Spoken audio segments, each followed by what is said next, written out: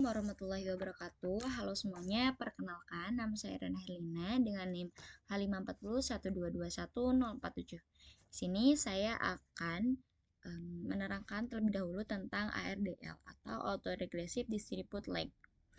Apa itu ARDL? ARDL itu merupakan model regresi yang digunakan untuk menganalisis hubungan jangka pendek dan juga jangka panjang antara variabel independen dan juga dependen, terutama dalam data direct waktu. Kenapa menggunakan ARDL? Yaitu dikarenakan kita bisa menggunakan ketika variabel memiliki orde integrasi campuran. Bisa juga untuk menguji hubungan jangka panjang atau kointegrasi dengan bound test. Dan juga bisa mengestimasi hubungan jangka pendek dan jangka panjang dalam satu model. Kapan ARDL sendiri digunakan? Yaitu ketika kita ingin melihat efek jangka pendek dan jangka panjang dari variabel independen terhadap variabel dependen. Nah, di mana ARDL digunakan yaitu ada banyak bidangnya, tapi contohnya di sini adalah di bidang ekonomi, keuangan, ataupun perdagangan internasional atau yang lainnya.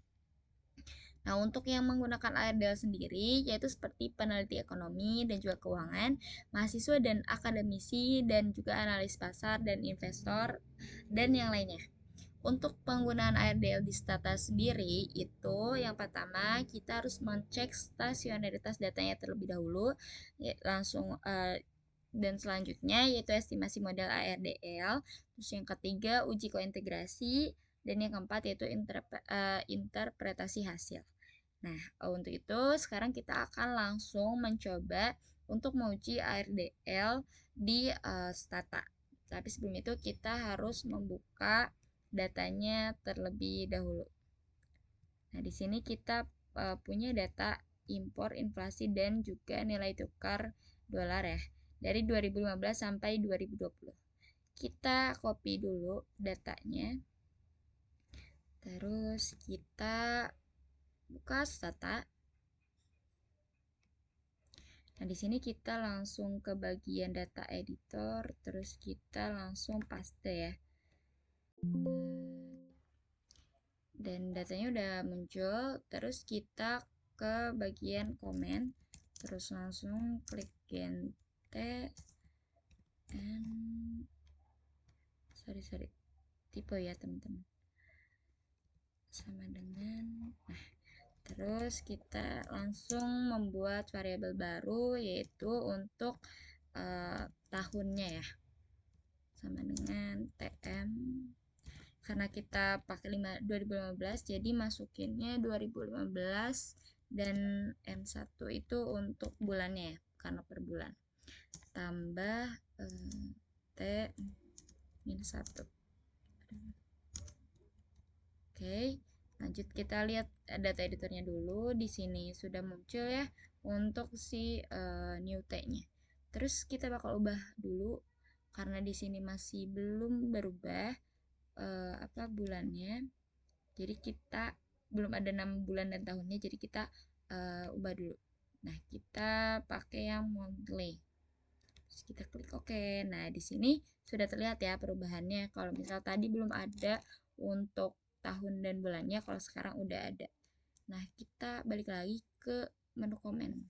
Kita cek di sini apakah data kita udah benar atau belum gitu. Jadi kita cek dulu.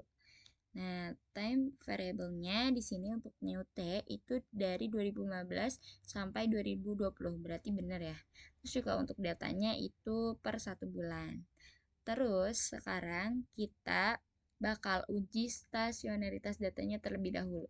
Karena data kita ada 3 tadi, jadi kita bakal uji satu-satu.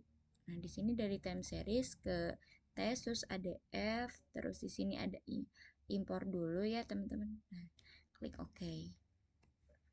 Untuk impor sendiri ternyata di sini terlihat bahwa di p-value-nya itu 0,0000, dan kalau misal p-value itu harus lebih kecil dari 0,05.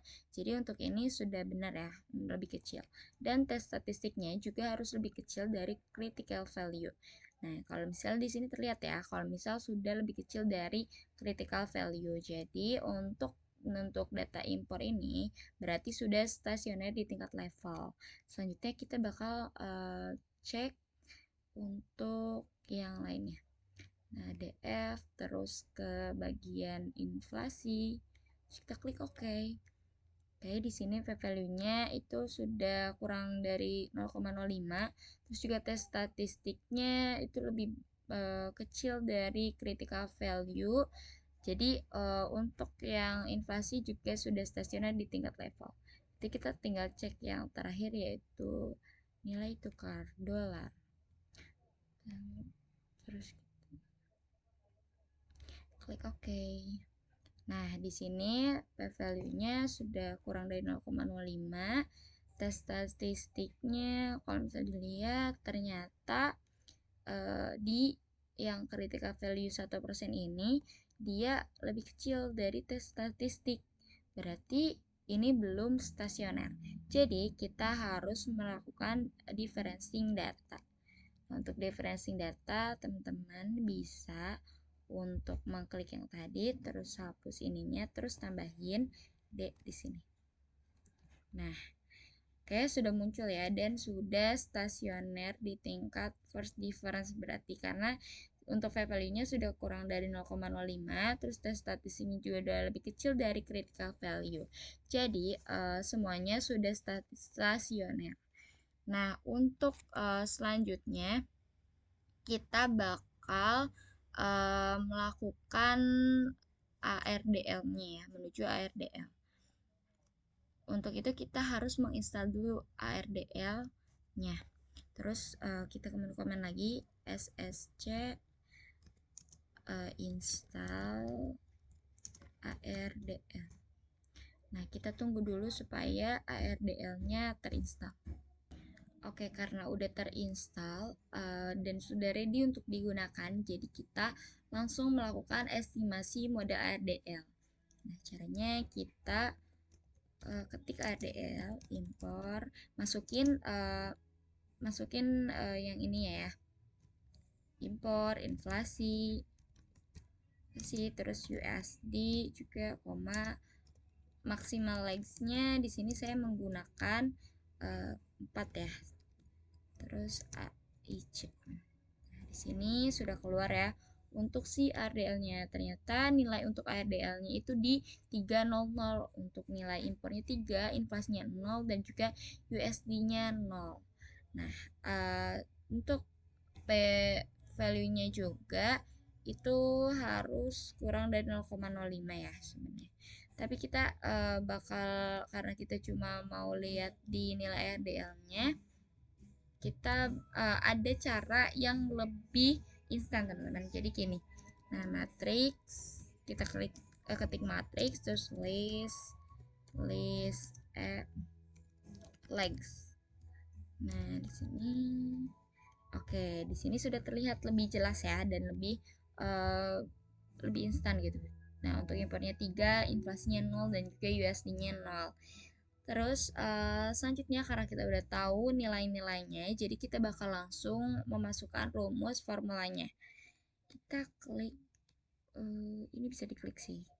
Nah, kita dari sini legs-nya kita masukin di 300. Terus tambahin EC yaitu error correction.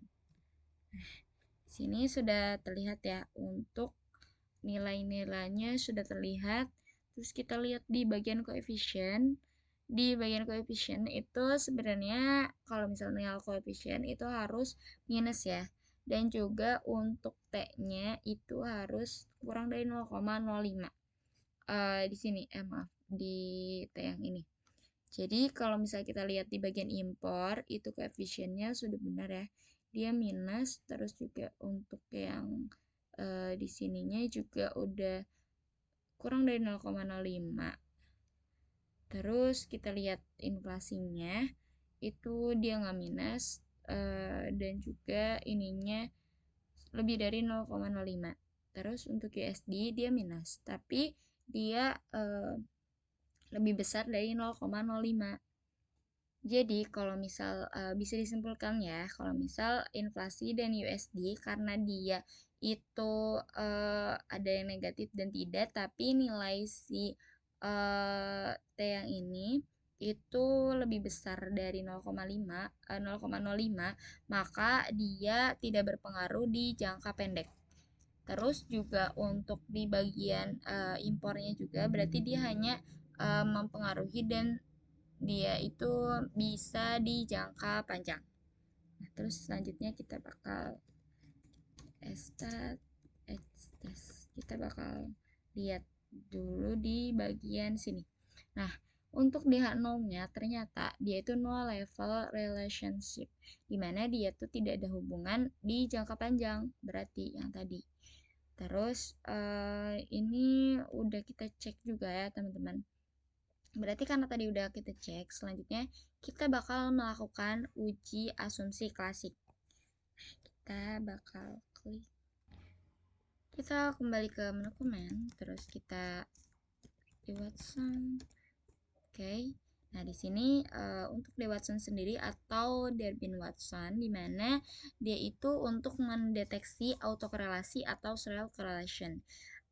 Jadi dia tuh mendeteksi autokorelasi ya pada residual model regresi, yaitu kita akan mengetahui gitu apakah ada hubungan antara error pada satu periode dengan periode sebelumnya gitu. Nah, untuk nilainya sendiri karena di sini nilainya 2,018702 atau 2,01, itu berarti dia tidak ada autokorelasi. Karena kalau misal dia lebih dari 2,5 itu berarti ada autokorelasinya. Jadi untuk ini berarti dia tidak ada autokorelasi dalam residualnya.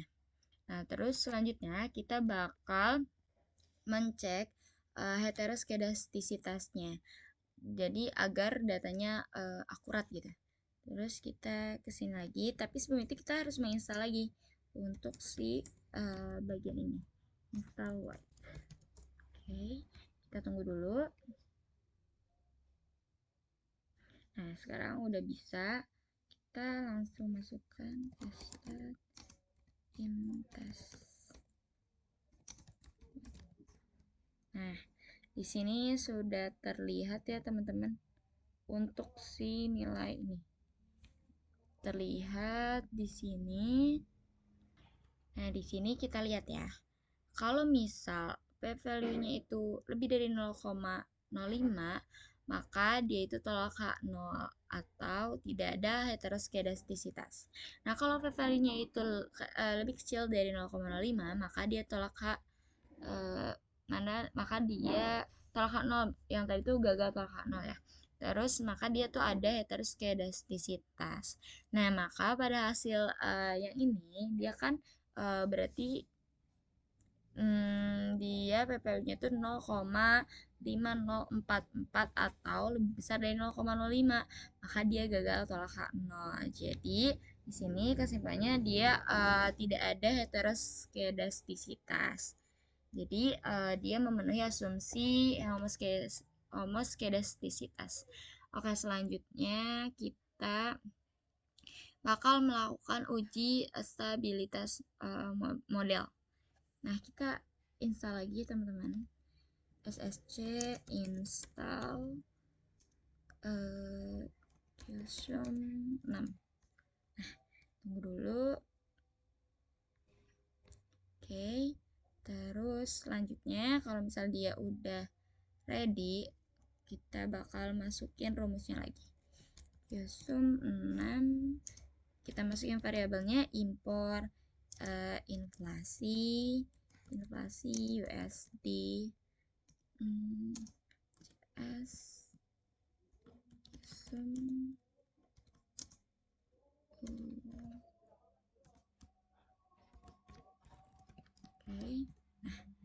Oke, di sini sudah muncul ya teman-teman untuk si ininya hasilnya.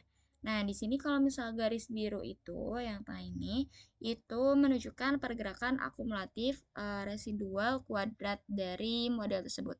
Nah, kalau misal dua garis hijau ini, yang dua ini adalah batas kritis pada tingkat signifikansi tertentu.